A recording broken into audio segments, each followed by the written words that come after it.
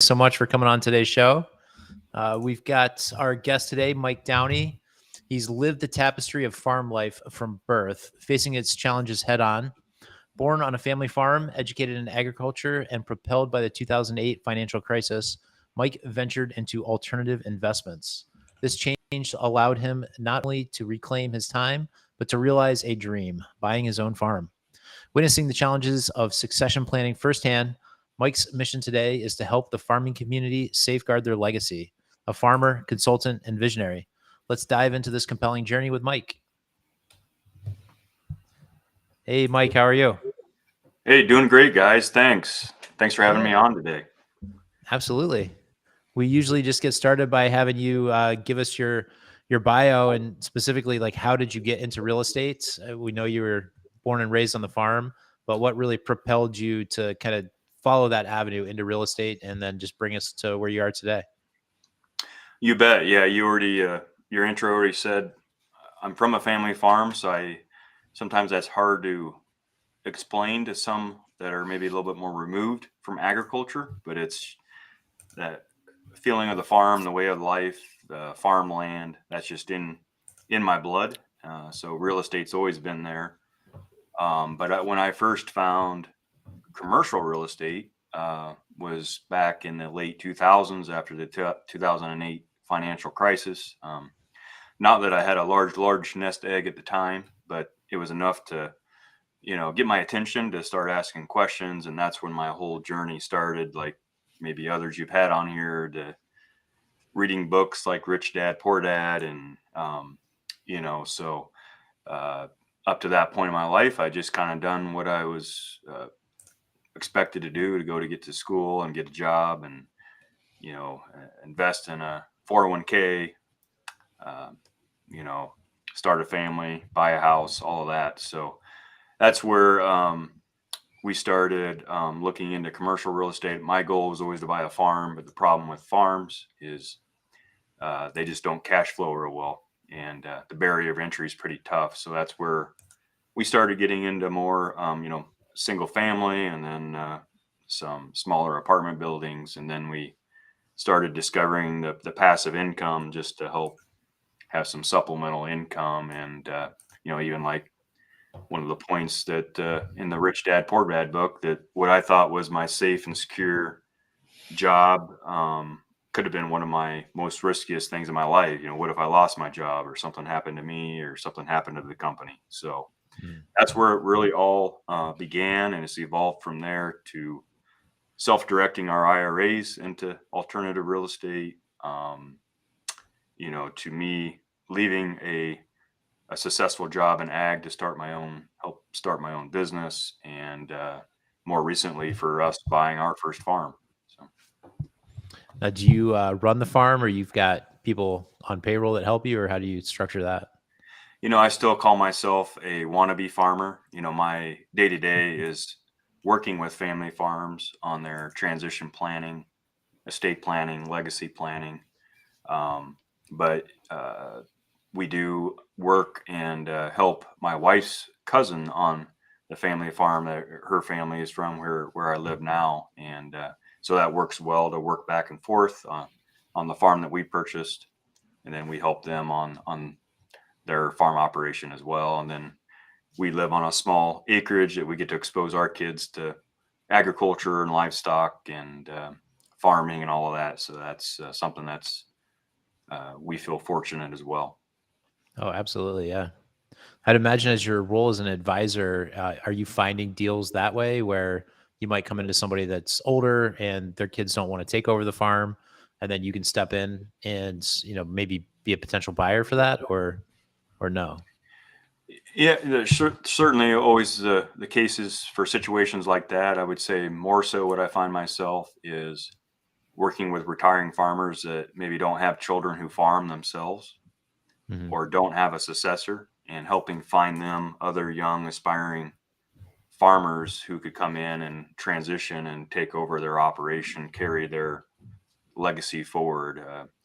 Here Hmm. in the state of Iowa, it's estimated that 68% of farmers don't have children who farm, and over half of them have not identified a successor. But Yeah. um, but from there, we're working a lot with estate planning strategies, dealing with real estate. And obviously you guys are,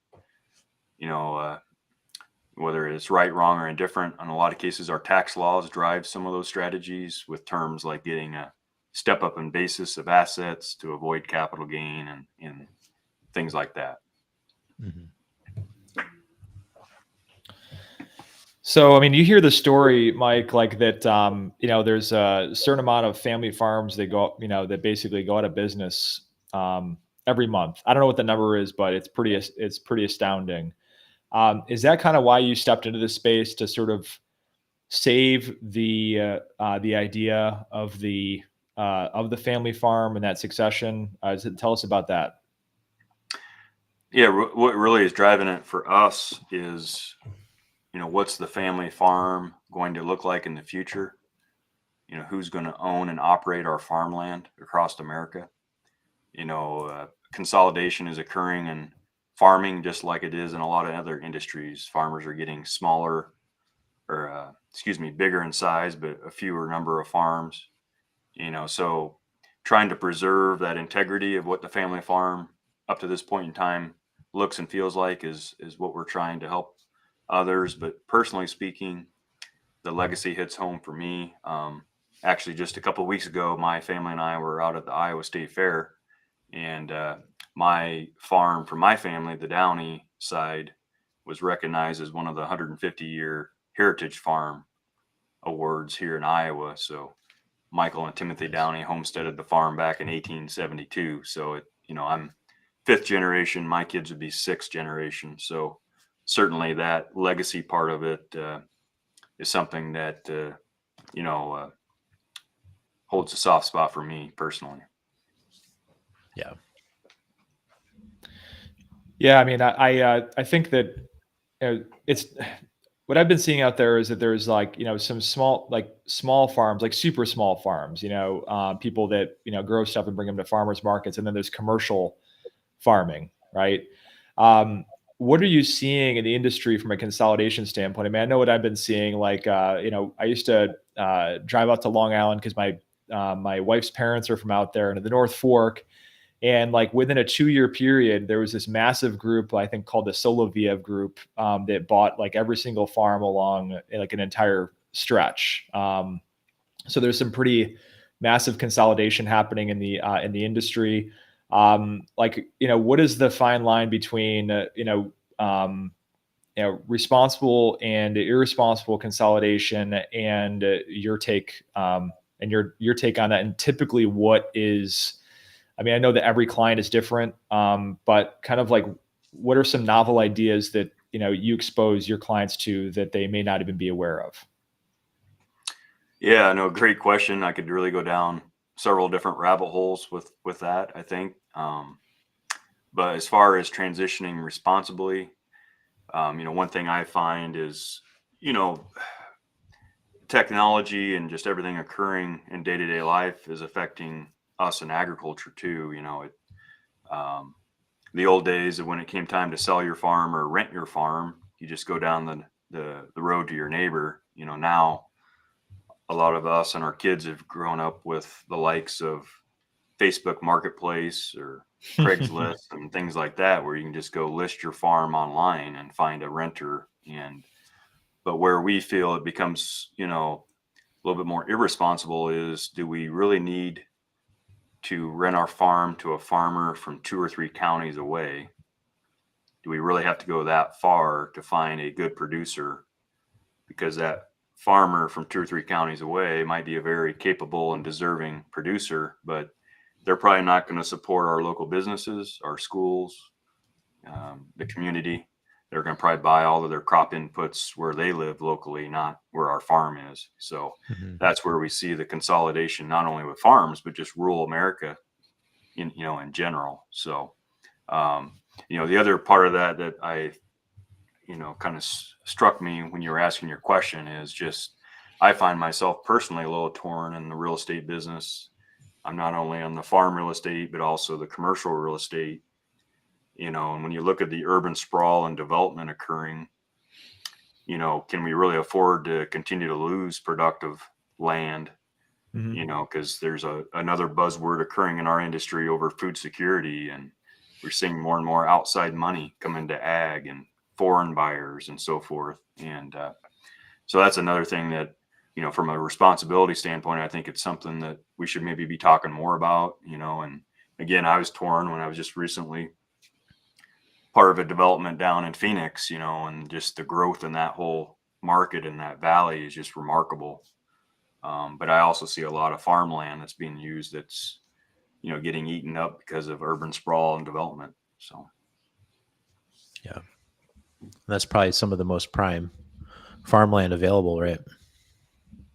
yeah, well, you know, when you look at the map of the arable land worldwide, some of the most productive is here in the Midwest, but you know, other areas of the world too have it. But yeah, that's not just occurring in those types of markets, but here locally too, and around Des Moines, Iowa, and other larger cities here in the Midwest too. So that's just maybe the reality. But it's, you know, when you look at, you know, the amount of mouths we need to feed in the future, I think it, you know, supports the reason why we need technology and a lot of the things that are occurring, and you know, even things like chat GPT and those types of things are being used here in agriculture and farming too.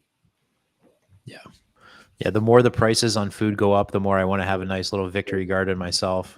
So I follow a lot of these YouTubers and TikTokers that are all about sustainability and growing their own crops and having their own farms. And it's really tempting. I don't have a ton of space where I live, but we definitely do some gardening there to reduce our weekly spend at the grocery store.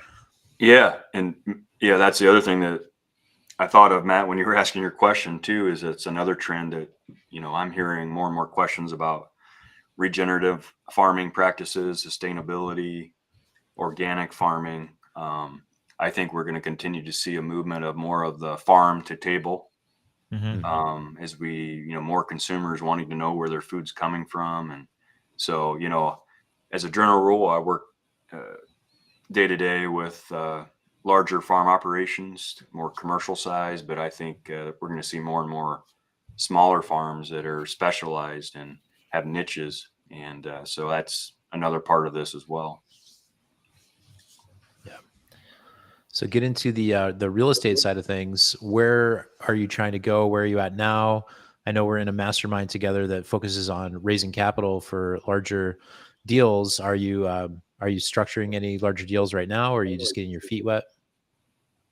Yeah. So, I mean, honestly, second to leaving a good, successful job, I mean, probably the second most difficult thing is more recently is my wife and I putting ourselves out there that we're even in real estate. That's just something we've kept to our chest. But it just struck me, the more and more family farms I work with, it's not always the concern over estate taxes or um, family dynamics and fair and equal. It's a lot of them are, you know, trying to figure out other supplemental income to support the farm, or tax tax benefits, tax right. You know, I love land, but land is not depreciable, as you know, whereas commercial properties have some nice depreciation benefits. And then Mhm. the big buzzword has been diversification, and kind of our farm raised community that we're laying out is there is definitely an interest for folks to diversify outside of ag, even though we have groups like professional athletes that are pooling funds to do the opposite. They're pooling funds to buy farmland, invest Mhm. into agriculture. So, but Yeah. anyway, I guess as far as the real estate, Mark, you know, the the research we've done, you know, just with multifamily type assets or self storage that over time seem to be recession proof. Everybody needs a roof. Once people store things away, it's kind of out of sight, out of mind, and just housing shortage and the younger generation that doesn't even necessarily want to own their own house; they just prefer to rent. That just, to me, seems, as we look at past stock market ups and downs, that maybe that's less riskier for folks, you know, at Yeah. least to have a portion of their portfolio than just having it all in the stock market. Yeah. I just like looking at the graph of, the historic price of land versus the historic price of housing across in the US over time.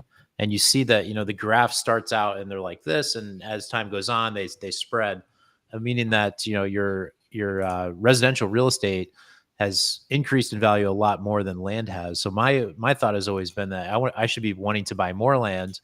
I understand that sometimes it's hard because you might not be generating any revenue on it. I mean, you are because you know what you're doing with land, but somebody like me, I would just be simply parking money on the land side. But I think it's interesting that you're going towards the residential side, even though you've got this expertise in land. Do you think you'll continue to focus on that, or do you think you'll add land into your portfolio? Yeah, I tell folks that we're basically leveraging the benefits of residential or commercial real estate, the easier barrier of entry, the tax benefits, the passive income, just the wealth generation to better position us over time to buy farmland. That's the legacy we want to leave our kids. And we're just using one asset class to help us leverage it to buy another. Farmland is our gold. That's where we want to hold our wealth,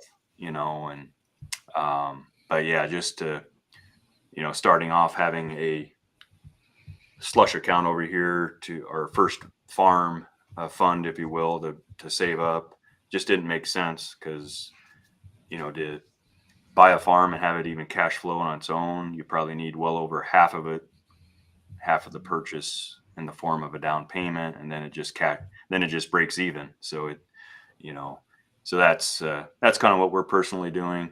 I really have no interest long-term to leaving my kids interests in apartments or commercial real estate, but farmland is our wheelhouse. That's where our passion is, and just figuring out how to position ourselves to do that.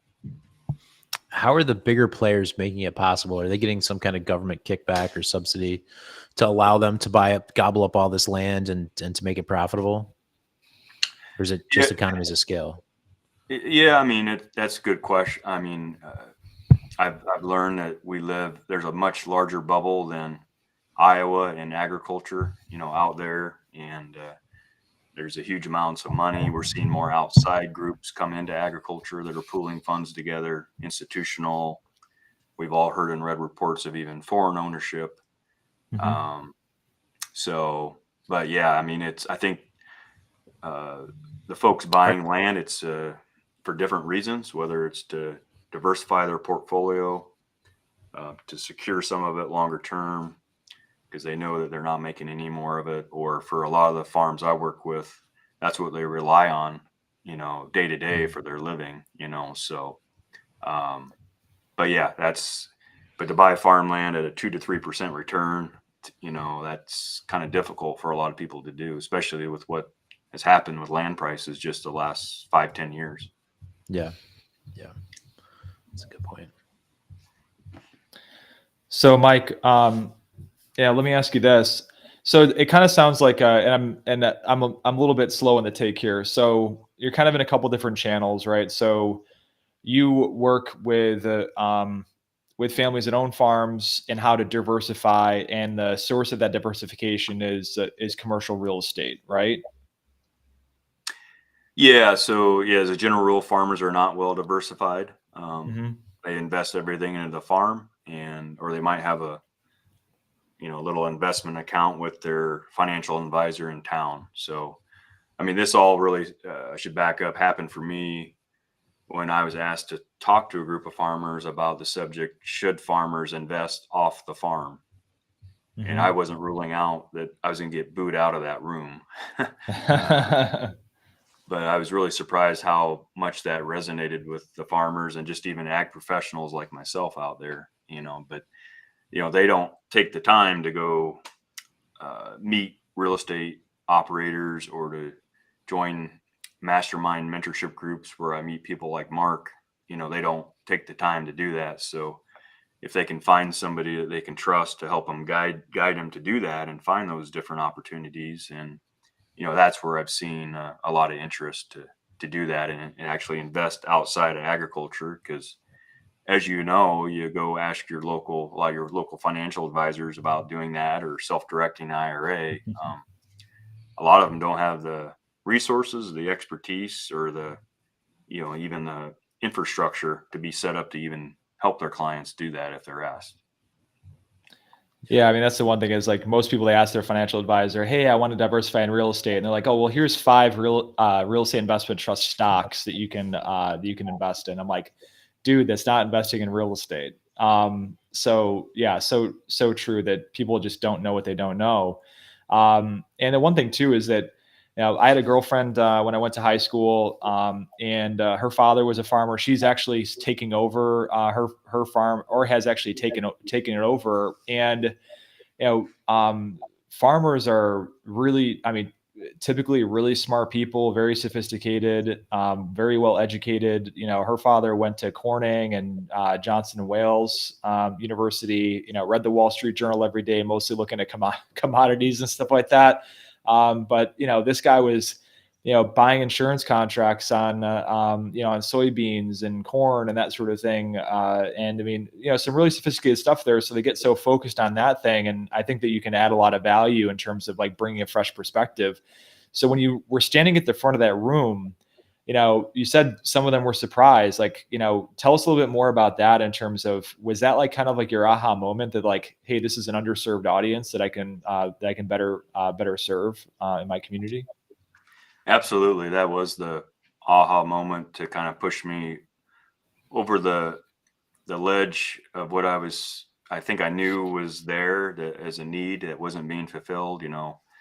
Succession planning, estate planning is what brought me to this, but there's actually like I said before, a lot of operations there's other concerns that they could realize the same benefits I have from diversifying into other alternative assets to help them in their operation that doesn't necessarily require their time or their spouse's time off the farm.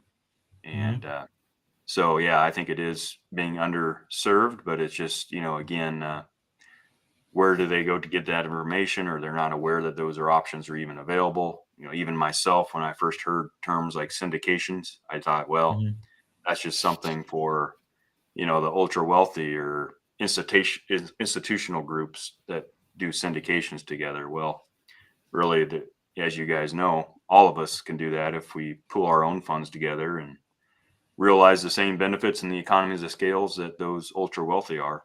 So, yeah. Mark, before we get to, there's Margaret or Randy who just asked a question in here. Not sure. I am not at all familiar with California Central Valley. Not sure if you guys got any leadership on this. I mean, I would say it's kind of what I said earlier, that land in general, I think, is undervalued compared to residential real estate, for example, or commercial real estate, or basically developed land. So I think land is a good investment. However, that said, like if you're a new investor, land is pretty much, you're wealthy and you're parking your wealth somewhere where it's going to be safe. So if you're focused on cash flow because you want to be able to build that portfolio and you want to get started in real estate, land might not be the best thing to buy right now, but that doesn't mean it's a bad thing to buy. So that would be my take on it. I don't know if you have a comment for it, Mike. Yeah, I would agree. They're not. It's an asset they're not making any more of, and it's something tangible that people can go out there and walk and feel. And I don't know about you guys with any stock investments you have that are on paper. I feel like land or other real estate, you can understand. There's usually a business plan that's pretty clear on how that's going to operate versus stocks that can be influenced by random announcements from our government from one day to the next. So, yeah.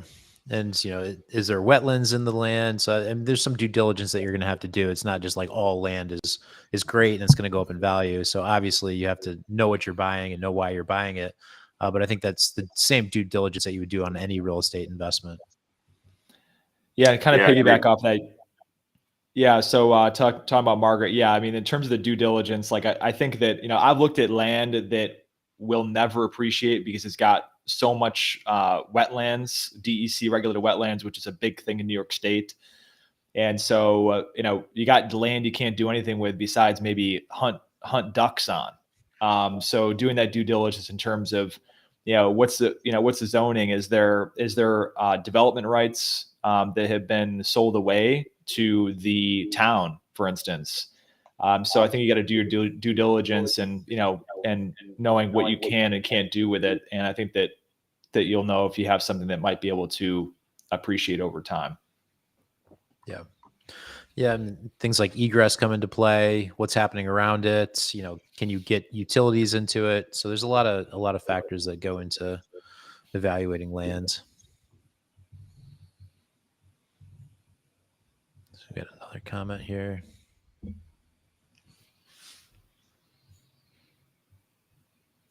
Okay. Seems to be more just a comment rather than a question. Yep. So Mike, speaking of diversification, it sounds like you're in commercial real estate, you're in ag. What other, what diversification do you have outside of those besides cash? I'm just curious about your kind of like asset allocation. Are you completely sworn off on the stock market? Like, no, not ever. I don't own have any exposure to it, or kind of give us some flavor on that. Personally, when we made the decision to self-direct our prior employer-sponsored 401ks, I just decided to go all in, and but that's probably not what I would recommend to most individuals that still has a place. I believe when you look at some of the different groups out there and how what is a well-balanced portfolio, a lot of them, quite frankly, have stock market as a smaller percentage, whereas most individuals, I think, as a general rule, probably have it all, a larger percentage. So just flipping that around a little bit and have more real estate in your portfolio. So in addition to commercial real estate, farmland, I think we'll probably reintroduce some stock investments back in. I've also looked at some other alternative investments, even like some oil and gas, business ventures, how to get involved with different business ventures, because, what does the IRS code incentivize us to invest in? In a lot of cases, it's real estate and businesses, Mhm. to stimulate the economy. And that's where our best tax benefits are as well. So. Yeah. Question from Jennifer Mitchell. What do you use to find good land? Yeah, I would say that depends on who you are and what you're looking for, right? So we were just at a commercial meeting for NYSCAR, whatever, New York State Commercial Association of Realtors. And they were talking about who might be coming into Syracuse. Is it Micron? Yes. They're going to bring a bunch of jobs. Yeah. And so there's developers that are speculating that that's going to happen, and they're running around and they're buying up all the land around that development site because they know that if Micron comes, we're going to have lots and lots of jobs. There's going to be a need for housing. And so they want to own that land, and then they'll be well positioned. They've bought it at a discount. They'll be able to put in multifamily. They'll be able to put in commercial, and they should be do pretty well on that type of acquisition. So I think you need to know, what you're looking for. Why are you looking for land? Number one, and then figure out who is the expert in that area that can help you find land, because it's all going to be very local. So if I was looking for that play, I would look for a broker that specializes in that area. But I need to have a thesis as to like, why do I want to buy land, right? I want to buy land because Micron's coming in and I want to own the land around it because I know it's going to do very well. So that would kind of be my take on it. Yeah. And I think Jennifer, to add some context here, it looks like that she is in legacy land play to focus on land we can remediate and make more effective through soil and water treatments. So it sounds like it might be like an ag use from what good land is, and also the faster we take on and clean up the land, the healthier we will all be. So it sounds like it's more from an agriculture thing. I'm like my thesis is I like to buy buildings at a significant discount to replacement value. So my thing is not unimproved land, although I might get involved with development in the future in terms of getting projects that approved and entitled. for, let's say, multifamily mixed use development. But that's definitely not, probably not in your lane, Jennifer. But what say you, Mike? Yeah, I mean, this one hits home for me because it's an issue we see as more and more farms transition. I mean, there's a buzzword out here that we're going to see the great farm wealth transfer in the next 10 to 15 years. The age of the landowner and farmer are the oldest ever in history. And but we're also seeing a lot of this transition to a generation that is farther removed from agriculture or doesn't have that tie to the land like their prior generations. So, where are people going to go find the land or help to manage their farm, whatever the case may be? That really hits home because that's a concern, because where are they going to go find? What are they going to do?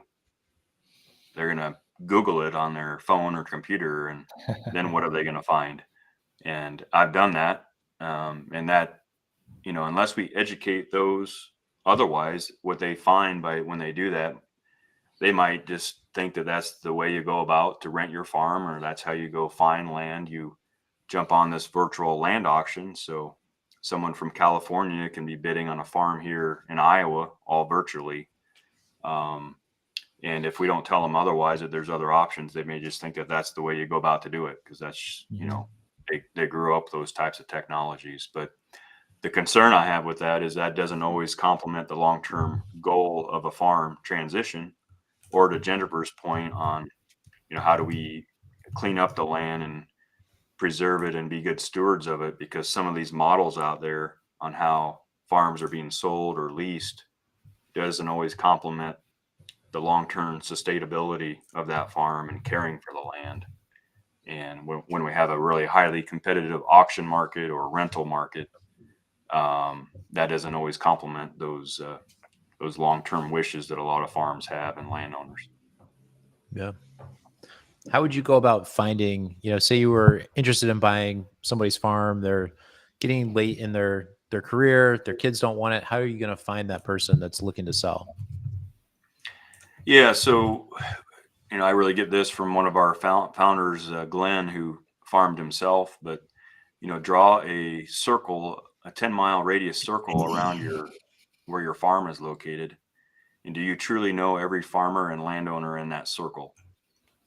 And I think we take that for granted that in most cases, when I've done that exercise with folks, they're, really taken back on how few people, there's actually quite a few people they don't know, they're not familiar with, because there could be the perfect matches that we're looking for right in our local neighborhood to people that will continue to support our local community versus, again, these other formats that it's hard to control that. It could be coming from anywhere.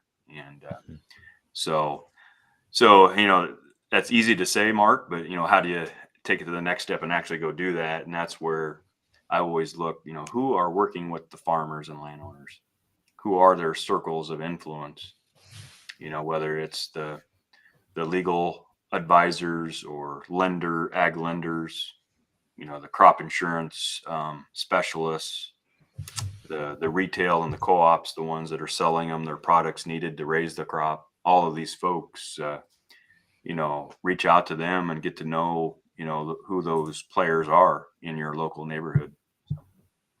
Yeah, that's great advice. Yeah, so switching gears here a little bit, for the type of deal that you're looking to, like deals you're looking to raise capital for, give us some more insight on what those look like and the specifics behind it in terms of what that criteria is. Well, first of all, that has not necessarily been my 100% my comfort zone. But so we first of all represent that up front, that just like on farm families I'm working with on their estate planning or succession planning, I'm not an attorney, I'm not an accountant, but I'm a consultant that work with a lot of family farms that knows the options to help you understand and decide which one's the best for you. In our farm raised community, I'm representing that similarly, that I'm not a investment advisor or real estate advisor, but hey, we spend a lot of our time vetting these different deals, getting to know the operators, and we'll share you everything that we've found in our due diligence to help you decide if this is an investment that meets your goals for what you're looking to invest in or not. And so that's how we represented it up front. And then I've really tried to encourage you to make it a community where we're learning and looking at these deals together, and do a meetup on that once a month now. And we've done 2 now this year together as a community that we've invested in together. All of them have a little different flavor, if you will, but I like that because everybody has a little different motive for investing. So that, in a perfect world, if we had 4 or 5 opportunities in a given year, they all have a little different spin, to best match those that are looking to invest. So tell us about are those you using- 2. Yeah. Are you using the fund to fund model? Fund to funds? Yeah, I've really looked at that, Mark. I haven't, pulled the trigger on it. I'm actually looking at, one now to potentially do that. Part of me feels like that would be an easy method versus going deal to deal to deal and trying to be a co-GP on each one, and so certainly, want to look at that. It's easy to talk about and envision in my head, but to actually make it happen is another conversation, I guess. So, but so far, we were involved with a ground up development, Matt, down in the Phoenix market, which is, I've gotten to know Phoenix. That's just, again, I'm in my little bubble here in the Midwest, and the whole growth there in that valley is just remarkable. And that particular project is looking to scale over the next 10 years from 190 units beginning with to upwards of 10,000. And I really, poke holes in these deals because I actually find myself being even more critical now that knowing that I might present this to other folks in our community now. And but to put it in perspective, 10,000 units is in comparison to a current shortage in that market of 270,000 units, a housing shortage currently in that market, which is just mind-boggling for me to think about. But that's again, that's what we're seeing out there in these different markets that are really growing with jobs and growth and so forth. So that was one. There's another one that I can't talk as much about because it was more of just a friends and family opportunity, but it offered more of an existing cash flow play for folks coming in. And then I'm kind of looking for another alternative, maybe more on the debt financing for folks that want to just kind of, maybe is more liquid for folks to move in and out of. A lot of us think about using our local banker to borrow funds from them, but kind of flip that around where you can use your money to lend out to others. And then a more of a tax advantaged, option in a perfect world. I've kind of looked at oil and gas a little bit that offers some attractive benefits to offset other active income.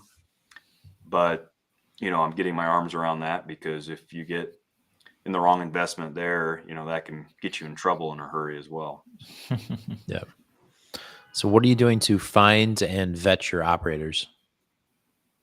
Yeah, as far as finding, joining, my wife and I enjoy the different 2 or 3 different mastermind groups we've joined to get to know other like-minded people. Sometimes some of our own close friends here locally and family, they probably still question what we're doing. You're doing what? And, but once you can get over that hurdle, we're all into real estate together. That's what we like. We recognize the benefits. You can just fast forward, that conversation, that relationship a lot faster, as you know.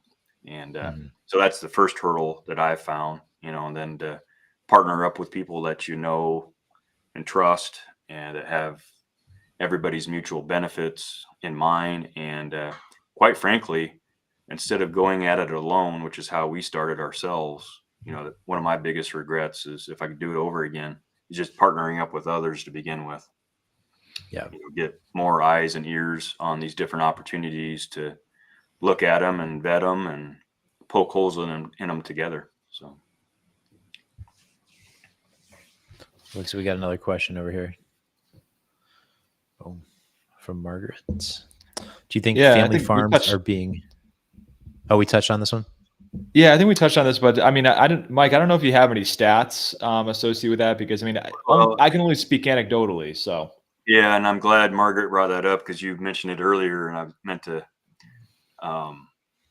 politely correct your statement, because it is a common misconception out there. I mean, there was a commercial in this year's Super Bowl dedicated to this question and this misconception. And I think it was that the motto of that commercial is "We are the 98," and the 98 signifies that 98% of farms are family owned. Mm-hmm. Huge misconception that farming is all corporate. I'm not saying that it's not trending that way and farms aren't getting bigger, but for the most part, a very high percentage of them are still family businesses. Yeah. Yeah, I think the things that like stick out in your mind is like on the anecdotal thing. I mean, that's interesting. It's like 98%. But the narrative that you hear on, in the news is that like, all these farmers are going out of business and they're getting, snapped up by like, anecdotally, like that, the Soloviev group in Long Island. I'm like, oh, this must be some Russian oligarch that's like buying up all this, all this property. I mean, these are the types of things that kind of go through your mind. So it's good to hear that it isn't as dismal as I thought it was. That I thought it was out there. Yeah. Are there certain areas that there's a larger concentration of these like commercial farms? I'd imagine California is probably one of the states that has more of it, but I could be wrong. I'm just guessing. Yeah, I would probably agree with that at first thought of it. What concerns me more than the family farms themselves is the ownership of the farmland, of the land moving forward, because we are seeing maybe more of a trend of that versus the farm operations themselves, but a lot more outside. Some people call it big money coming in to make it more difficult for the family owned farms to purchase land, because now they're competing against different buyers that they historically have not, that have maybe deeper pockets and different motives. And so anyway, that'll be a trend to watch, and that personally concerns me more than maybe Margaret's question. So, are you seeing any farmers that are like selling their farms and then doing a lease back just because they want to tap into some of that equity for whatever reason, to buy more equipment or to buy an RV? Who knows? Yeah, absolutely. Yeah, we kind of indirectly get involved with that. Matching people up. Because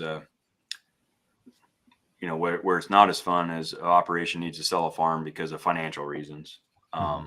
But some have used that strategy, Mark, to actually expand, because the big challenge for young farmers, existing farms, is accessing new land to expand the operation. And so that's one way to do that is, would you sell a farm to somebody else knowing that you can lease it back and maybe even have a plan to buy it back one day if that individual, that investor, sometimes another family farm that needs to find a home for some money. We've even matched up to help people. And so absolutely, there's a fair amount of that occurring out there. So, Mike, what type of credit? I mean, Mark and I are familiar with all the credit facilities that are available to developers and real estate investors. So we're not familiar with the usual credit facilities that are available for people that are in ag, especially those that are, family owned. Tell us about some that, we probably may not even be aware of. Because I mean, it's very hard to get a loan with a unimproved piece of land as collateral. So, educate us on that.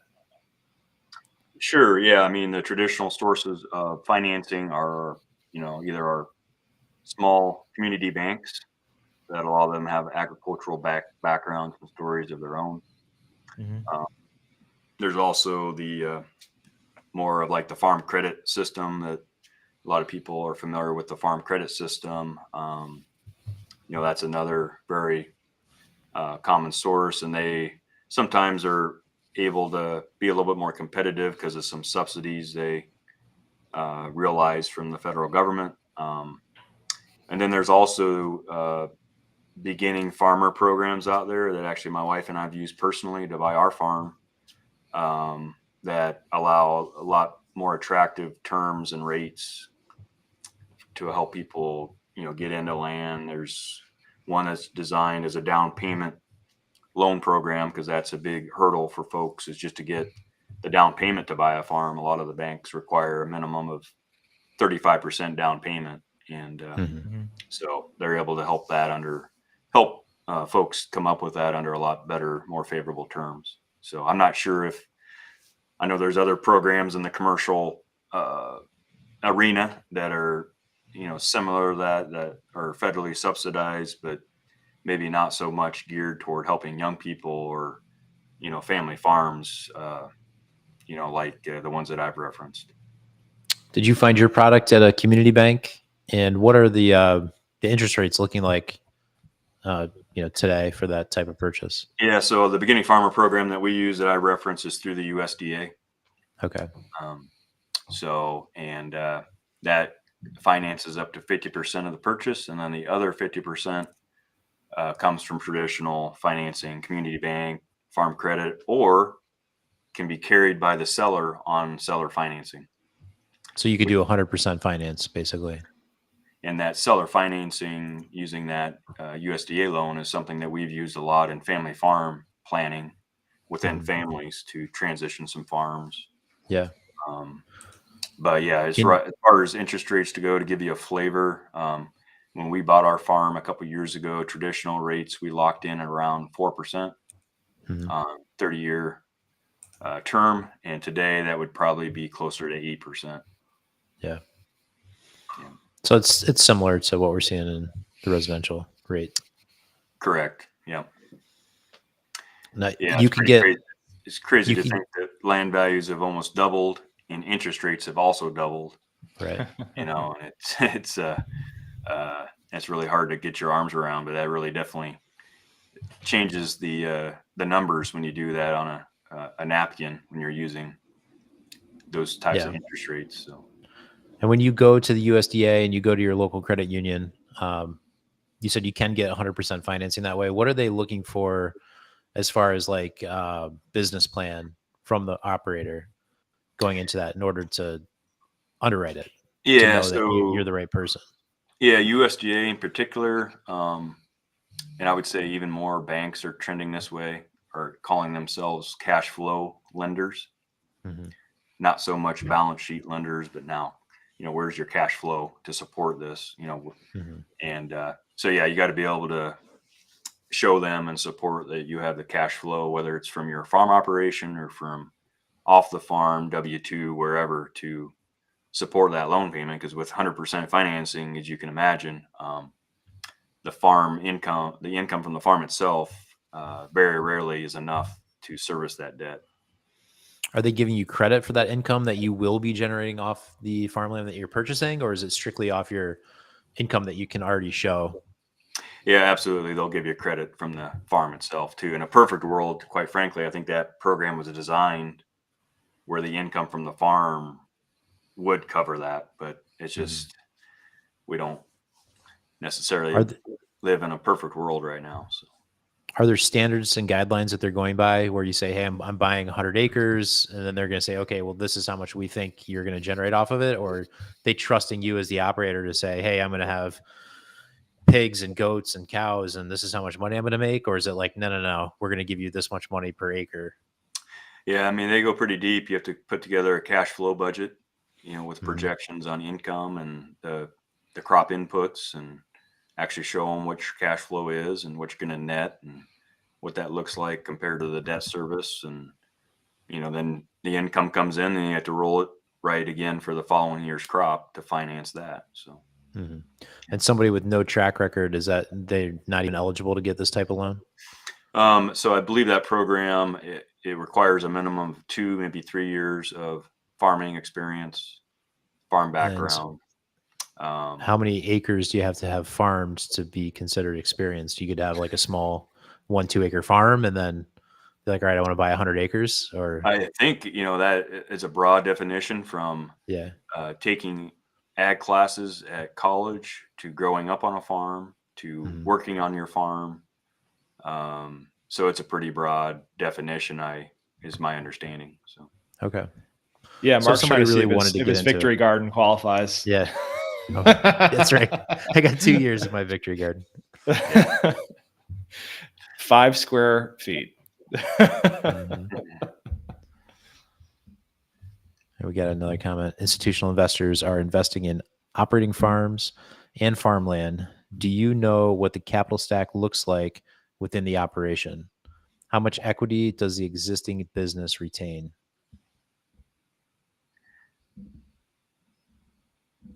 So I don't know. I'm assuming Leighton's question has to do if an operation is bringing in an investor, how much equity are they going to retain in their business? Well, I'd like to hope they retain enough to control it. Number one, for example, I get involved with a fair amount of entity planning. Everybody's probably heard the term of an LLC, limited liability company, that Mhm. it's used a lot in the real estate business. That's also used a lot to set up the operation of a farm, the day to day. And so, personally speaking, if I'm bringing in an outside investor, I'd want to make sure that I have a controlling interest of that. It also might make it more difficult to incentivize somebody to come in to buy in if they don't have a controlling interest. But that, I'm assuming is what's driving that is an investment, a return on their money. So. Do you separate the ownership of the land from the ownership of the operations, or do you just put them all in one LLC? Great question, because that's something I see a lot when I first sat down with a family, that quite frankly, they think about all of that as the same. It's Mhm. all in their mind. It's all together. A lot of times they don't have an LLC at that point. It's just, personally owned. Mhm. But when it comes time to start talking about transitioning those, we have found it helps a lot more to think about the farm day-to-day assets in its own bucket, the real estate in a separate bucket, because those might transition to two different groups of people. So plus the other benefits of it's easier to shelter the equity in the real estate from the day-to-day of the farm if they're held in different entities, and et cetera, et cetera. So, Yeah. In my world, we typically break up ownership and then have like a lease back from one corporation to the other instead of bundling them all up. I was just curious. yep, absolutely.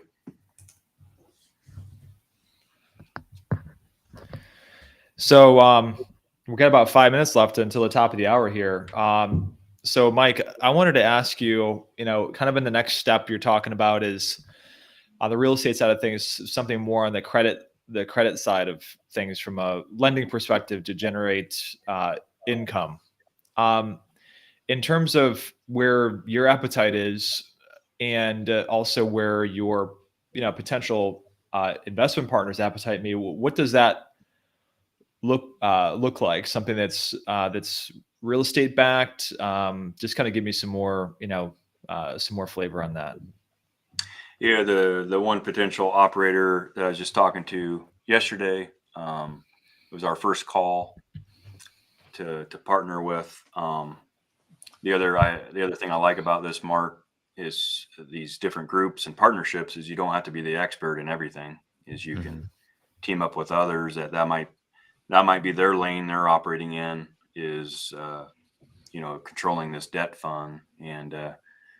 And to answer your question, Matt, I think everybody that does that could use those to different asset classes. But just for the theme of the real estate in your show, I mean, the ones that are using it toward real estate, these could be maybe more used towards single family lending, real Mhm. estate that does have something that you can back it with.